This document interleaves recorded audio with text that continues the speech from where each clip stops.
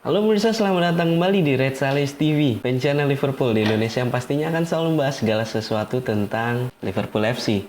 Masih bersama dengan gue, Frinal Wibianto. Dan kali ini untuk menemani masa isolasi diri kita semua, gue akan membahas biografi dari salah satu trio striker Liverpool yang kabarnya belakangan ini lagi anget banget diincer sama Real Madrid. Beliau katanya juga mau ditawar dengan harga 140 juta pounds atau setara dengan sekitar 2,5 triliun lah. Wow, ladies and gentlemen, pemain terbaik Afrika tahun 2019, siapa lagi kalau bukan Sadio Mane.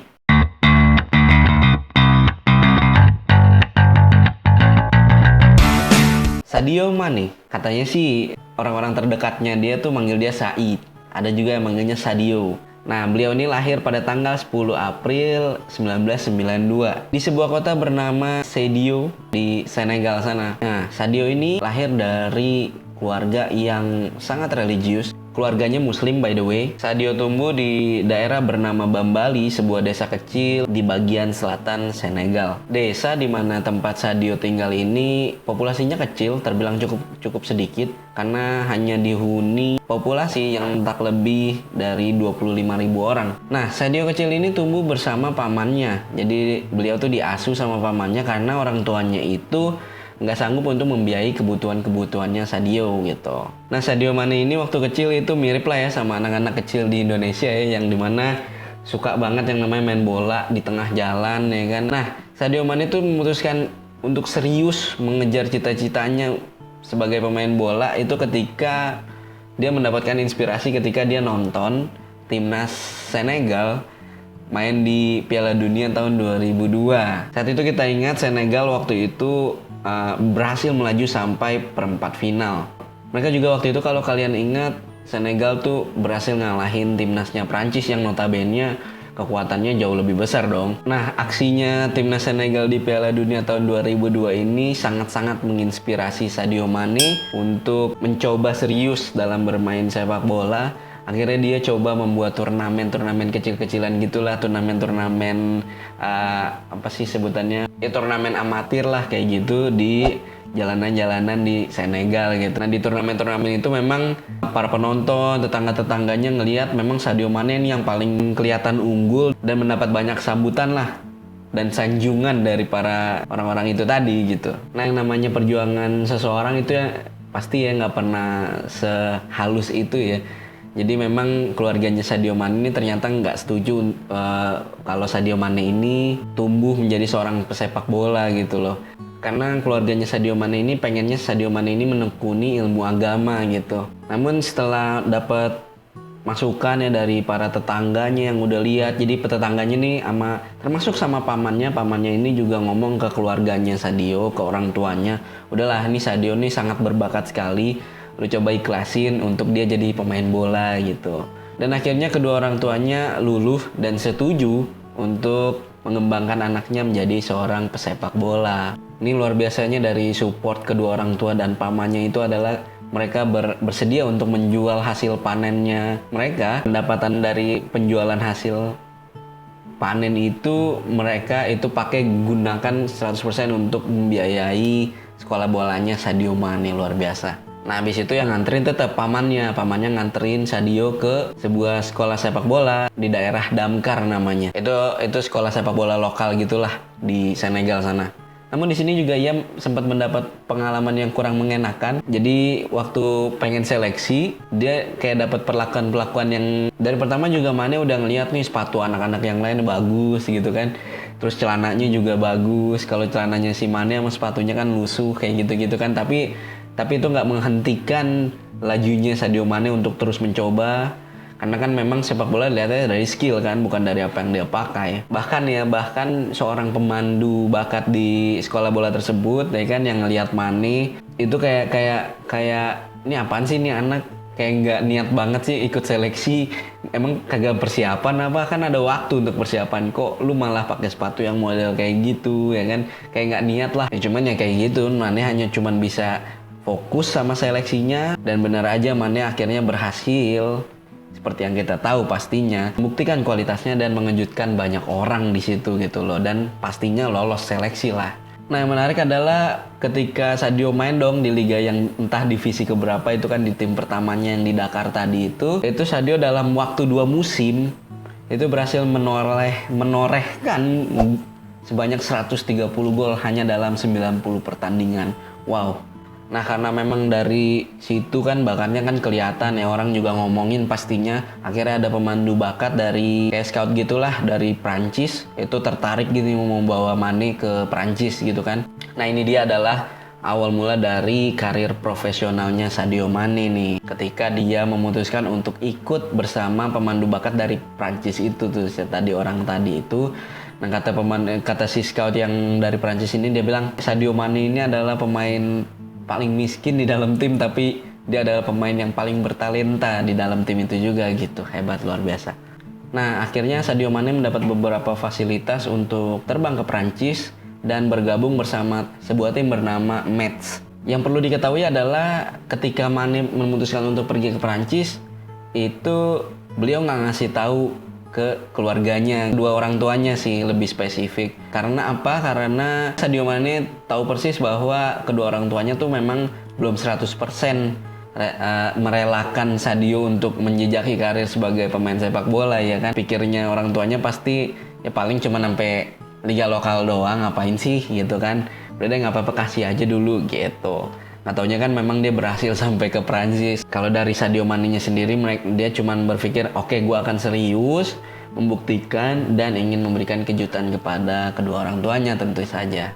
Nah, akhirnya Mane memulai karir profesionalnya dengan Metz tadi pada Januari 2012. Di musim pertamanya Mane berhasil dapat main 19 kali. Namun pada Agustus 2012-nya Mane memutuskan untuk pindah ke sebuah tim di Austria yang sama-sama kita tahu, yaitu Red Bull Salzburg. Nah, ketika di Red Bull Salzburg ini dia digaji sekitar 4 juta euro.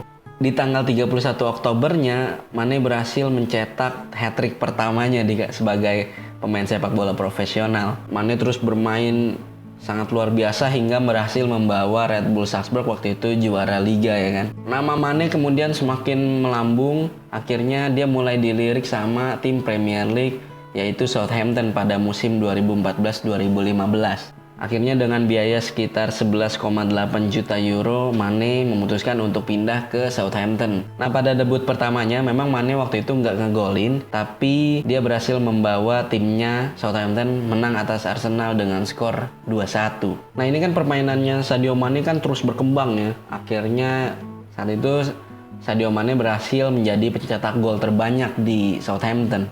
Pada Mei 2015, Sadio Mane berhasil mencetak hat-trick ketika Southampton menang 6-1 atas Aston Villa. Dan yang spesial dari hat-tricknya Sadio Mane kali ini adalah hat-trick ini adalah yang mengalahkan rekor hat-tricknya Robbie Fowler ketika main di Liverpool.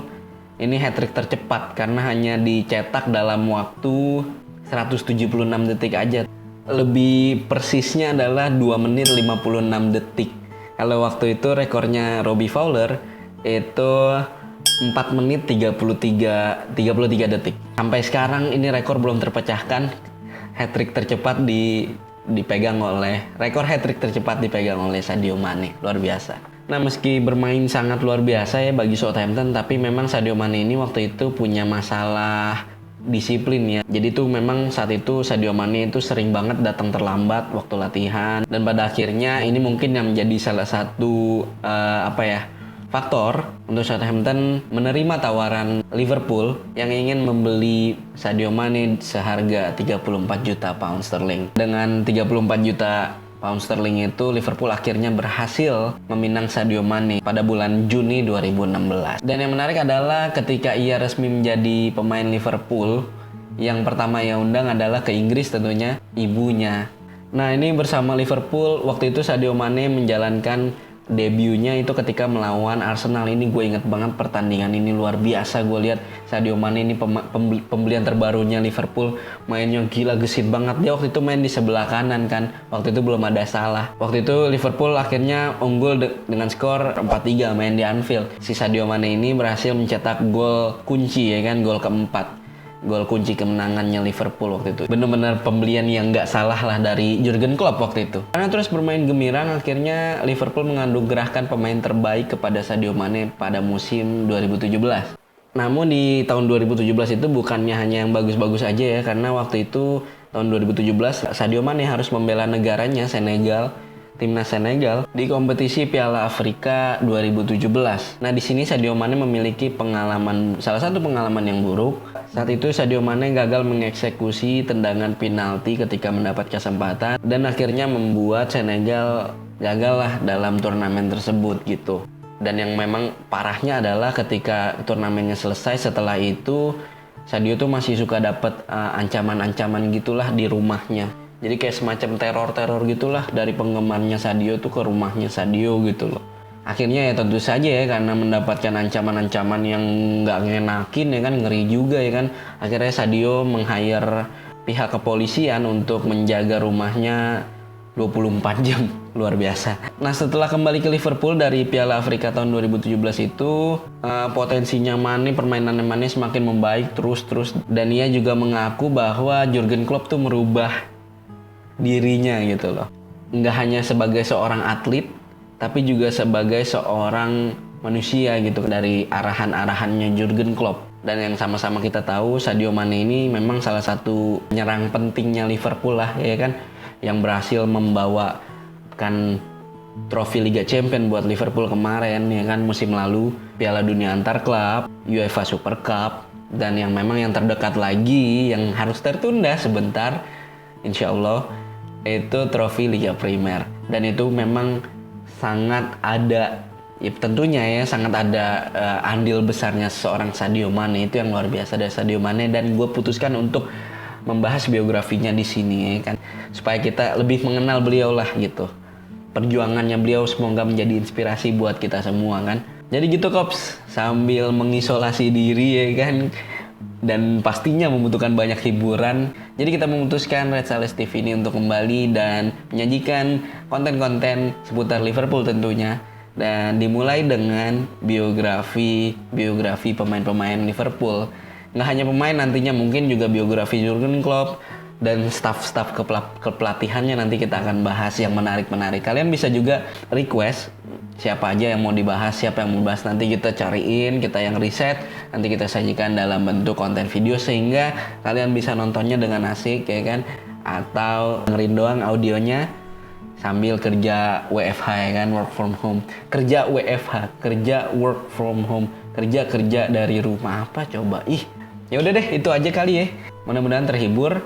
Jangan lupa untuk subscribe tentunya dan share videonya gitu. Like juga fanpage-nya Harian Liverpool di Facebook ya. Nih, nanti gue kasih linknya di deskripsi. Terima kasih, sampai bertemu di episode selanjutnya. Bye-bye.